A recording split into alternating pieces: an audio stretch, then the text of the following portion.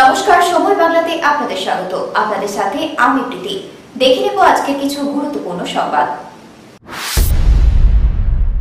কেশিয়াড়ি বেলদা রাজ্য সড়কে ডাম্পারের দৌরাত্মে অতিষ্ঠ এলাকাবাসী। সম্প্রতি ডাম্পারের ধাক্কায় মারা গিয়েছেন সাঁতরাপুর হাই স্কুলের 2 প্রাক্তন শিক্ষক। এরপরে ক্ষোভ তৈরি হয় এলাকায়। শুক্রবার সেই ক্ষোভ বিক্ষোভে পরিণত হয়। কেশিয়াড়ি ব্যবসায়ী সমিতির পক্ষ থেকে বেপরোয়া ডাম্পার চলাচলের প্রতিবাদ জানিয়ে মিছিল ও বিক্ষোভ ডেপুটেশন কর্মসূচি গ্রহণ করা হয়। শুক্রবার দুপুর থেকেই চলে কেশিয়াড়ি থানার সামনে বিক্ষোভ কর্মসূচি। ডাম্পারগুলি সুবর্ণরেখা থেকে বালি বোঝাই করে বেপরোয়াভাবে চলছে বলে অভিযোগ। ব্যবসায়ী সংগঠনের সাথে সামিল হয় এলাকাবাসী।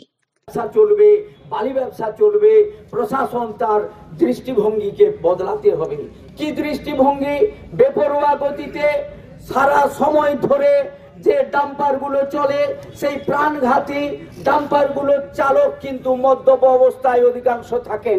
শুধু তাই নয়, বিনা লাইসেন্সে অল্প বয়সী মানুষ, যাদের 18 বছর বয়স হয়নি, যারা প্রাপ্তবয়স্ক হয়নি, যারা ভোটাধিকার পায়নি, তারা চালকের আসনে বসে চালাচ্ছে নিয়ন্ত্রণহীন অবস্থায় চলার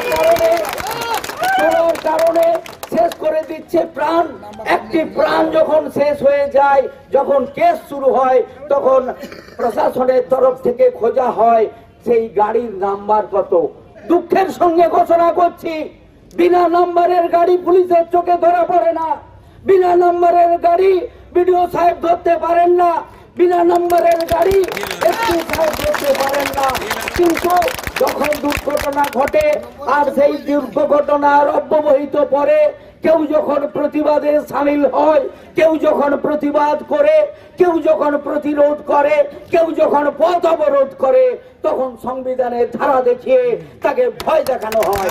আমি ব্যবসায়ী সমিতির পক্ষ থেকে অর্থহীন ভাষায় ঘোষণা করতে চাই, আমরা আজকে প্রতিরোধ করতে আসিনি, কেবলমাত্র প্রশাসন। আগে থেকেই দেওয়াল লিখন শুরু হয়েছে। নির্বাচন ঘোষণা হয়ে যাওয়ার পরে শনিবার প্রথম দেওয়াল লিখন শুরু করা হলো। বাঙালির 12 মাসে 13 পার্বণের মতো এই দিন ভোটের দেওয়াল লিখন শুরু হলো। পরীক্ষা কবে হবে তার জন্য তাকিয়ে থাকা নয়, সারা বছর পড়ার পর সাধারণ মানুষ আশঙ্কা করছেন যাতে ভোট দিতে পারেন। সেই জন্য নির্বাচন কমিশন পশ্চিম মেদিনীপুর জেলার নির্বাচন 2 দফায় করার কথা ঘোষণা করেছেন। ভোট ঘোষণার আগেই প্রায় 1 মাস আগে থেকে আমাদের বিভিন্ন জায়গায় দেওয়াল লিখন হয়েছে। আপনারা দেখতে পাচ্ছেন এখানেও পদ্মফুল আগে আঁকা ছিল। সেই পদ্মফুল একদিন থাকার ফলে একটু ধুলা লেগে গেছে। আমরা শুধু পদ্মফুল এঁকেই রেখেছিলাম, তারপরে একটা স্লোগান লিখলাম এবং পদ্মফুলগুলো আবার রং করতে হচ্ছে।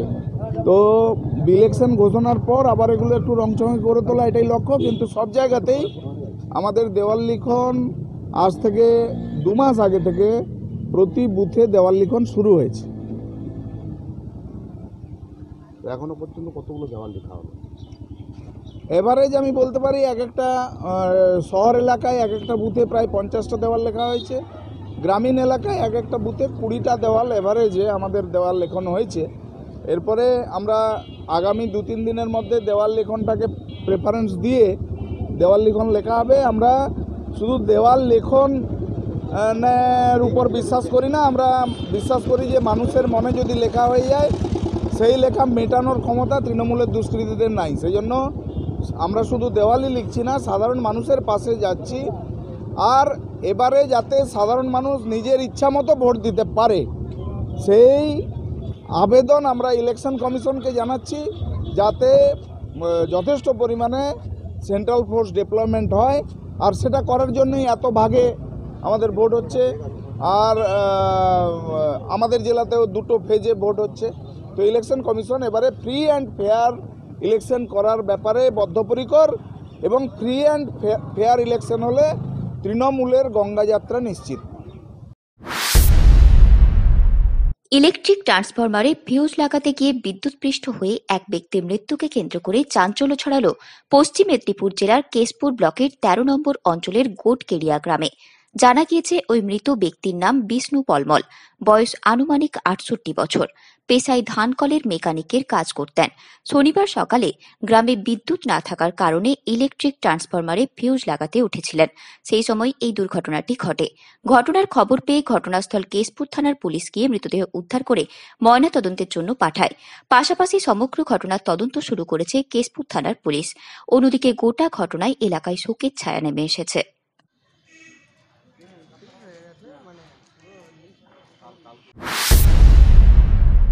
স্বচ্ছতার সঙ্গে প্রতি বছর সরকারি দপ্তরে লোক নিয়োগ, কৃষির ভিত্তিতে শিল্প, দুর্নীতি এবং প্রশাসনিক জুলুমবাজির অবসান, কৃষকের ফসলের ন্যায্য দাম, সাম্প্রদায়িকতা ও ফ্যাসিবাদী শক্তির পরাজয়ের দাবিতে বাম কংগ্রেসের নেতৃত্বে ব্রিগেড সমাবেশের সমর্থনে মেদিনীপুর শহরে শেষ দিনে প্রচার চালালো বাম কংগ্রেস কর্মী সমর্থকরা।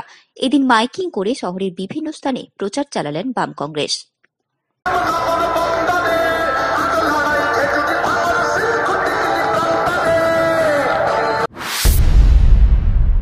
শালবনীর কৈমা এলাকার বনদেবী বরাম ঠাকুরকে পুজো দিয়ে বিধানসভা নির্বাচনের প্রচারে নামতে চলেছে শালবনী ব্লক তৃণমূল নেতৃত্ব।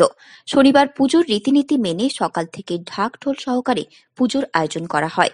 উপস্থিত ছিলেন শালবনীর প্রাক্তন বিধায়ক শ্রীকান্ত মাহাতো সহ ব্লক তৃণমূলের অন্যান্য নেতৃত্বরা।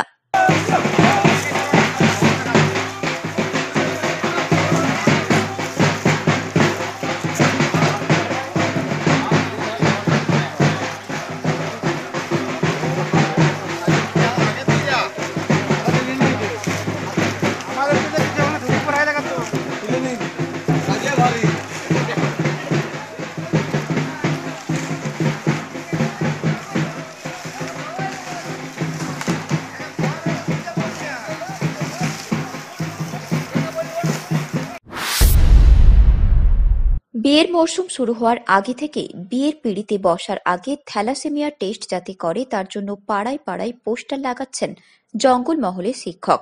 ঝাড়গ্রাম জেলার গোপীবল্লভপুর ২ নম্বর ব্লকের বেলিয়াপেড়া কৃষ্ণচন্দ্র মেমোরিয়াল উচ্চ মাধ্যমিক বিদ্যালয়ের সহকারী প্রধান শিক্ষক সুব্রত মহাপাত্র এই সচেতনতামূলক কাজটি করে চলেছেন নীরবে। স্কুল ছুটির পর একজন ছাত্রের সাইকেল নিয়ে পাড়ায় পাড়ায় ঘুরে মানুষজনদের বোঝাচ্ছেন কেন বিয়ের আগে থ্যালাসেমিয়া পরীক্ষা করা উচিত। এর জন্য সুব্রতবাবু ৩ দিন স্কুলের একটা রুমে থেকে যান, বাড়ি ফেরেন না। সুব্রতবাবু নিজের গাটের টাকায় ৫,০০০ পোস্টার ছাপিয়েছেন, নিজে পোস্টার লাগাচ্ছেন, এক হাতে আঠার ব্যাগ ও অন্য হাতে পোস্টারের ব্যাগ নিয়ে দৌড়ে দৌড়ে ঘুরছেন যাতে বিবাহযোগ্য ছেলে বা মেয়ে বিয়ের পিঁড়িতে বসার আগে কুষ্টি বা ঠিকুঞ্জি বিচার নয়, থ্যালাসেমিয়া পরীক্ষা অতি অবশ্যই করায়। বিজেপির পরিবর্তন যাত্রার পাল্টা দিদির দূত হিসেবে শনিবার ঘাটালের রোড শোয় এই দিন বাজিমাত করেন অভিষেক। বিকেল 2:45 নাগাদ হেলিকপ্টারে ঘাটাল অরবিন্দ স্টেডিয়ামে নামেন তিনি। এরপর সড়ক পথে ঘাটাল দাসপুরের সীমানার নিমতলায় পৌঁছে যান। সেখানে দুপুর থেকেই তাকে স্বাগত জানাতে বর্ণময় শোভাযাত্রা নিয়ে হাজির ছিলেন তৃণমূল কর্মী সমর্থকরা। তৃণমূলের পশ্চিম মেদিনীপুর জেলার সভাপতি অজিত মাইতি, রাজ্যসভার সাংসদ মানস ভূঁইয়া, ঘাটালের বিধায়ক শঙ্কর দোলই, দাসপুরের বিধায়ক মমতা ভূঁইয়া, শালবনীর বিধায়ক শ্রীকান্ত মাহাতো সহ জেলার তৃণমূল বিধায়ক, বিভিন্ন সংগঠনের সভাপতিরা উপস্থিত ছিলেন। এই দিন সকাল থেকেই তৃণমূল কর্মী সমর্থকদের মধ্যে ছিল উৎসাহ উদ্দীপনা। অভিষেক বন্দ্যোপাধ্যায় পৌঁছতেই উচ্ছ্বাসে ফেটে পড়েন তারা। জাতীয় পতাকার রঙের বেলুনের গাছ, অভিষেক ব্যানার্জি, মুখ্যমন্ত্রী মমতা বন্দ্যোপাধ্যায়কে শুভেচ্ছা জানানো ব্যানার, পতাকা, ফেস্টুনে ছেয়ে ফেলা হয়েছিল। 3:15 নাগাদ রোড শো শুরু হয়। পূর্ব মেদিনীপুরকে দুভাগ আর পশ্চিম মেদিনীপুরকে দুভাগ। তার কারণ কি? একজনের সুবিধা হবে ভোট করতে। আমি বলি 16টা আসন রয়েছে পূর্ব মেদিনীপুর, আর পশ্চিম মেদিনীপুরে 15টা, সব মিলিয়ে 31টা। 31 দফায় ভোট হোক, তাও জামানত বাজেয়াপ্ত করুন।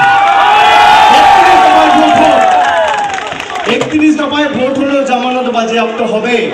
তার কারণ কি?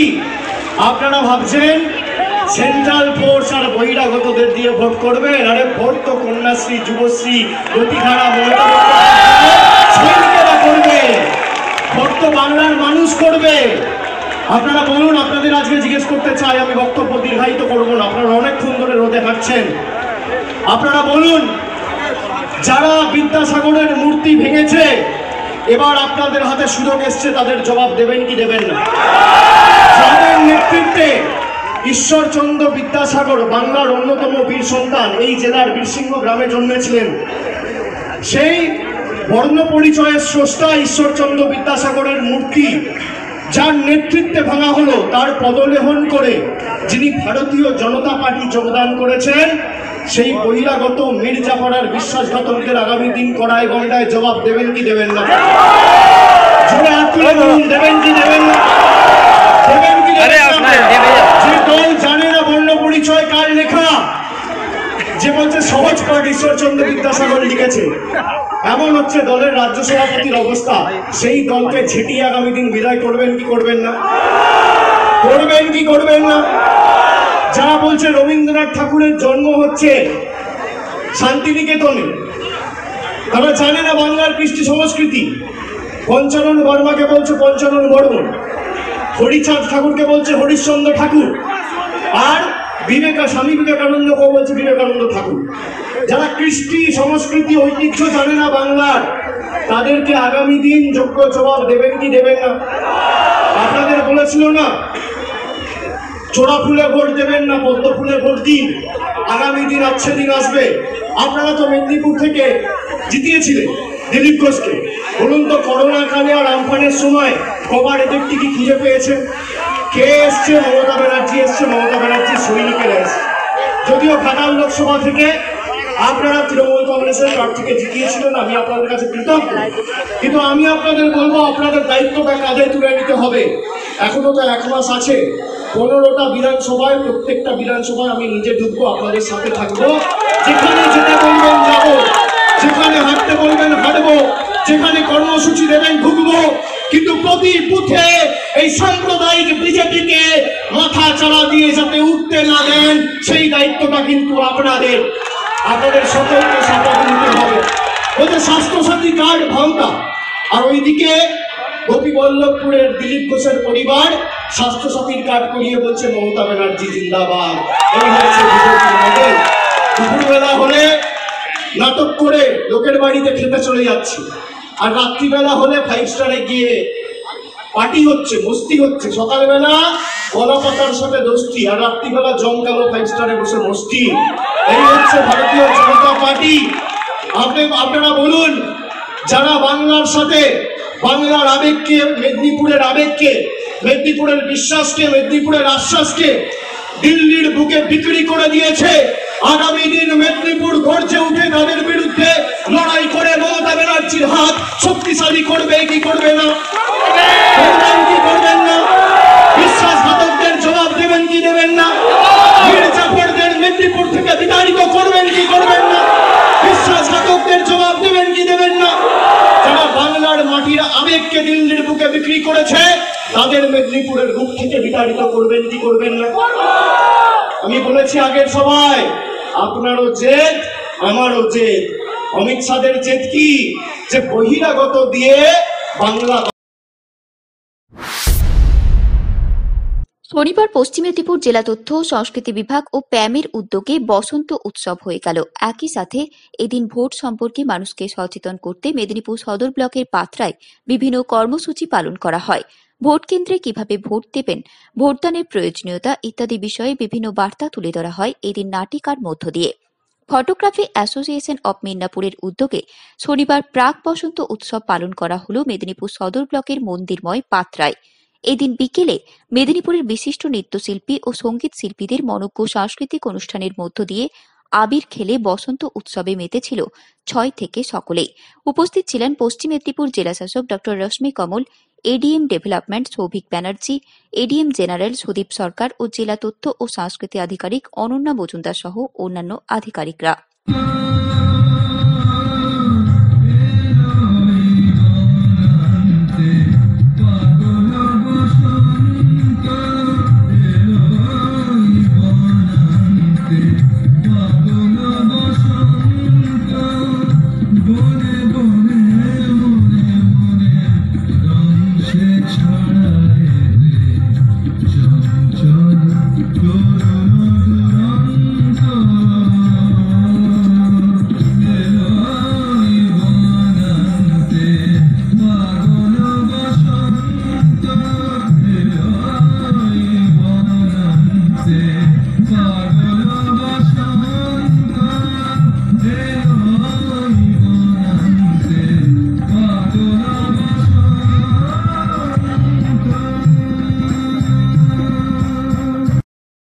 আমাদের এখানে পাত্রায় মন্দিরমায় পাত্রায় আমাদের একটি বসন্ত উৎসব এখানে আয়োজিত হয়েছে।